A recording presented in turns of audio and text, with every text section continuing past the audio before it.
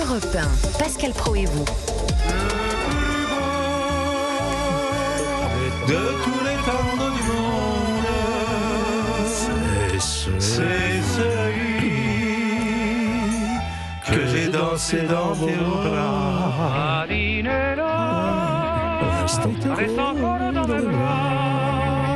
Avec toi je veux jusqu'au jour Danser cette lambada d'amour. Oh Catalina t'appelle, écoute l'amour t'appelle. Pourquoi dire non maintenant? Méditerranée, aux îles d'or ensoleillées. On est loin de Gims. J'ai beaucoup aimé l'édito sur Gims. C'est vrai, beaucoup. écoutez, je me suis fait allumer entre bon guillemets. Ah oui, il y a plein J'aime de gens. beaucoup Mais Gims. c'est bien, C'est vous ça avez qui est raison. formidable. Alors on est avec Constantin Rossi, on le remercie, c'est le petit-fils de Tino Rossi. Bonjour Monsieur Rossi. Bonjour à tous. Et quelle joie d'être avec vous et quel plaisir d'entendre celui qui est votre grand-père, qui Oui. est né à Ajaccio. Alors j'étais cet été à Ajaccio et j'ai lu une formidable bio d'ailleurs de quelqu'un qui a bien connu votre grand-père. J'oublie à l'instant le nom, mais vous devez connaître cette bio et puis cet auteur qui raconte ce parcours tellement incroyable de cet homme qui chantait dans Ajaccio, qui avait une voix exceptionnelle, qui est parti pour Paris et qui est devenu la plus grande star planétaire. Parce que les gens ne La se... première idole. Mais c'est ça qui est sidérant. Les gens ne se rendent pas compte aujourd'hui de ce qu'était Tino Rossi. Il raconte notamment lorsqu'il va aux États-Unis, il y a un pont entier qui lui est réservé dans un bateau de luxe et je ne sais plus quel prince ou quel roi veut voyager avec lui. Toutes les femmes sont à ses pieds. Il a un succès absolument incroyable. C'est cette histoire de Tino Rossi. Je suis même étonné pour tout vous dire. Moi, je serais producteur, je ferais un biopic Tino Rossi. Allez, c'est parti, Constantin. Pascal, on y va. Mais non, mais c'est vrai parce que vous avez quel âge, Constantin? J'ai 36 ans. Bon, donc évidemment, votre grand-père il est mort en 1983. Oui, je ne l'ai pas connu, effectivement. Donc vous êtes Même le si fils. j'ai grandi à la fois avec sa voix et ses chansons, parfois ça me donne un petit peu l'impression de l'avoir connu et de l'entendre. Bon, vous êtes le fils de Laurent Rossi, Oui. qui est décédé évidemment trop jeune, qui était le fils de Tino Rossi. Et effectivement, Laurent Rossi, Tino Rossi sont enterrés dans un cimetière que j'ai visité cet été, dans une chapelle mortuaire, et qui est Cimetière marin. sur la route des Sanguinaires, qui est ce magnifique cimetière marin d'Ajaccio. Et j'ai eu l'occasion de le dire, les cercueils, parfois, en Corse, ne sont pas mis en terre, et ils sont dans même la chapelle. Alors la chapelle, c'est une mini-chapelle, bien sûr, c'est elle est toute magnifique, petite. C'est magnifique. La chapelle est évidemment fermée, hein, elle est fermée. Et il y a également la femme de Tino Rossi. ma grand-mère. Et ce qui est extraordinaire, c'est que lorsque le cercueil de Tino Rossi est revenu en Corse, parce qu'il y a eu un hommage à Paris, c'était à la Madeleine, L'église de la Madeleine. et il y a eu une histoire absolument sidérante quand le cercueil est revenu en Corse, et il était donc pour l'enterrement. Qu'est-ce qui s'est passé, Constantin Rossi, avec Il Tino y a eu Rossi? un orage terrible qui s'est déclenché en Méditerranée. Et si vous voulez, il était prévu qu'il atterrisse à Ajaccio, sa ville natale. Et pour des raisons d'intempéries, ils ont été obligés de se poser à Bastia. Et donc je dirais la préparation et le cortège est parti de Bastia en direction d'Ajaccio. Et sur les routes, à la fois des villes et des villages, les gens déposaient des roses au passage du cortège mortuaire. Et c'est comme s'il avait fait un dernier tour de son île avant de regagner sa dernière demeure. C'est ça qui est... Ça fait partie d'une histoire incroyable qui est digne, comme vous le disiez, d'un film, d'un roman, tout ce que vous voulez. Et moi, j'ai fait parler Didier Barbelivien de Tino Rossi, parce que Tino Rossi aimait être à l'heure, et Didier lui a écrit une chanson pour lui. Et Didier était arrivé à l'heure, précisément, et il était c'était un jeune, il était très jeune, Didier Barbelivien, à ce moment-là. C'était le jeune auteur à la mode, et Tino Rossi avait dit, je voudrais que ce jeune homme m'écrive une chanson. Et Didier nous l'a raconté, il est arrivé pile à l'heure. Et attention, c'était la grande classe, Tino Rossi. C'était costume, cravate, chemise. Un fils de tailleur. Et exactement, à n'importe Donc quelle heure du jour ou de la nuit. Donc c'était Bien sûr. le négligé n'existait pas à cette période-là. Bon, alors là, cette maison du Scudo, j'étais cet été. D'ailleurs, vous étiez pas là cet été. Moi, j'ai dit j'aimerais bien la visiter un jour, cette maison, parce que comment dire, elle est ouverte au public, la maison du Scudo, la maison de Tino Rossi. Elle n'est plus ouverte au public. Nous avions fait des expositions du temps de mon père. Et aujourd'hui, on a un petit peu récupéré notre maison familiale. Mais évidemment qu'on réfléchit à des projets autour de cette maison qui était, comme il le disait, son havre de paix. Parce que quand vous faites, comme c'était son cas, plus de 200 dates par an, évidemment que le temps est compté pour être avec ses proches et sur son île qu'il aimait par-dessus tout. Donc c'était vraiment son paradis, son coin de paradis. Constantin Rossi est avec nous.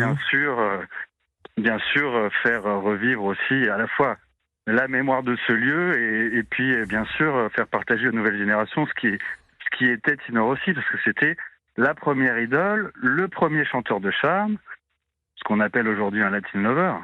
Et puis un peu plus tard, il s'est même mué dans le costume du Père Noël.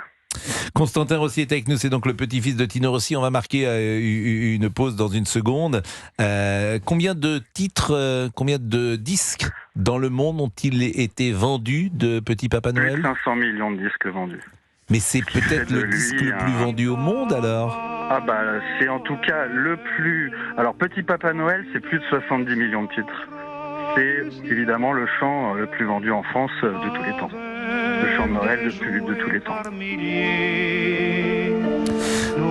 Restez avec nous parce qu'on a encore quelques questions à vous poser. Il y avait eu ce très beau biopic réalisé sur Piaf. Et je trouve que Tino Rossi, en plus, moi je le ferais parce que au-delà de Tino Rossi, c'est aussi une époque. C'est-à-dire de retrouver la Corse d'avant-guerre, de retrouver ce Paris d'avant-guerre. Il y a beaucoup de choses à raconter. Et alors effectivement, il faut un petit peu d'argent parce que c'est un film qui coûterait assez cher. Mais je trouve qu'il y a une histoire à raconter qui est absolument formidable. Il y a un portrait de Françoise Giroud, de Tino Rossi, que vous connaissez sans doute, Constantin Rossi, dans un portrait sans retouche où elle avait rencontré Tino Rossi et c'était éblouissant comme elle écrivait, Françoise Giroud. Il était numéro 1 hit parade américain. Pour un chanteur corse, c'était inimaginable. Incroyable. Évidemment, à l'époque.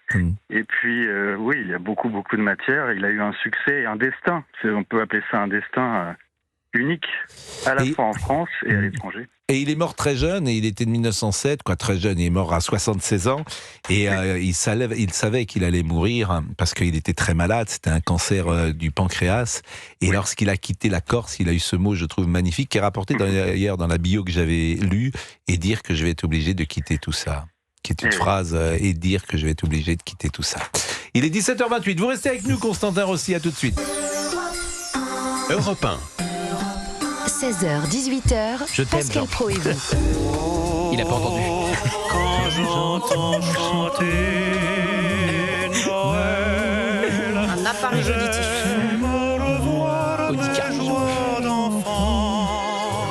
Nous sommes avec Constantin Rossi, petit-fils de Tino Rossi. Alors il y a un restaurant très célèbre à Ajaccio qui s'appelle Chez Jean-Jean où tous les soirs on passe de la musique de Tino Rossi, des chants de Tino Rossi et l'Ajaccienne. Voilà. Et vous avez le propriétaire cuisinier qui à la fin du service sort et chante cette chanson. Et vous avez tous les gens qui sont là qui animent leur serviette au-dessus de leur tête. Dans la vieille ville d'Ajaccio. Dans la vieille ville d'Ajaccio, exactement, à 2 pas de là où est né Napoléon. Et vous avez tous les convives qui crient « Vive l'empereur !» Donc ça fait quand même très étrange. Parce que parle de vous, non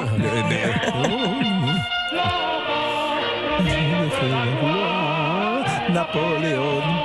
Donc ça, c'était une chanson, effectivement, à la gloire de Napoléon. Constantin Rossi, donc petit-fils de Tino Rossi, qui est avec nous. Alors, petit Papa Noël, mais ça se vend toujours. Vous avez, à chaque fois que, par exemple, ce titre passe ou qu'il est utilisé pour une publicité, on fait appel à vous. C'est évidemment la famille Rossi qui a les droits. Ça sème. On a un droit à l'image et à l'utilisation, évidemment.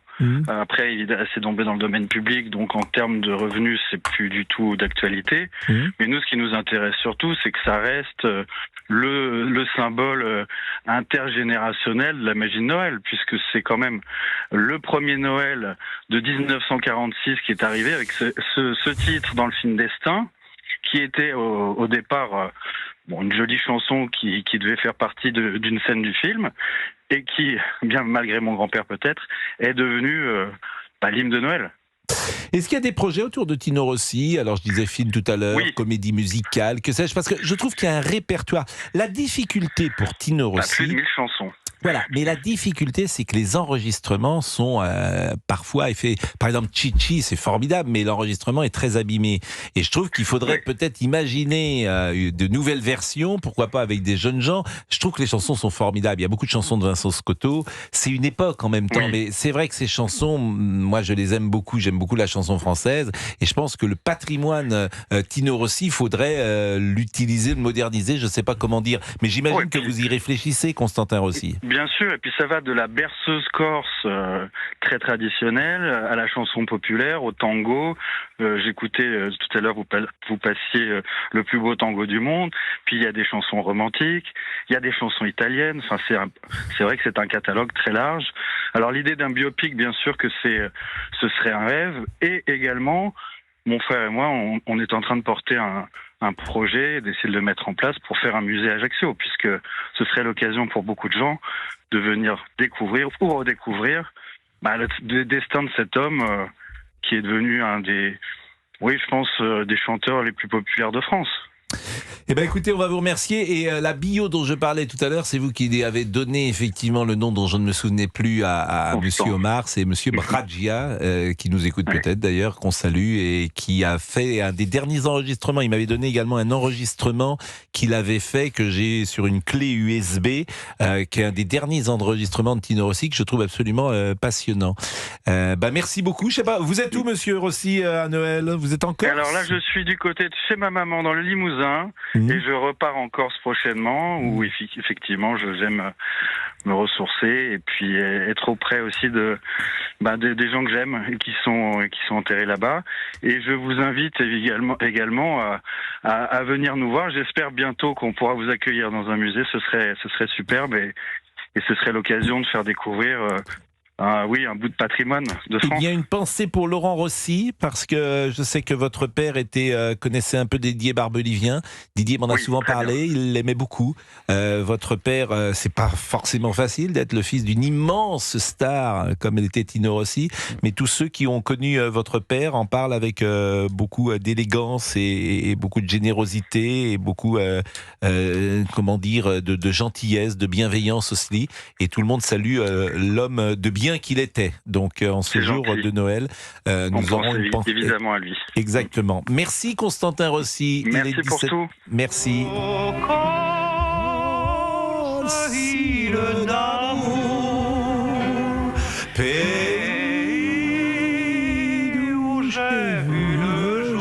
C'est merveilleux.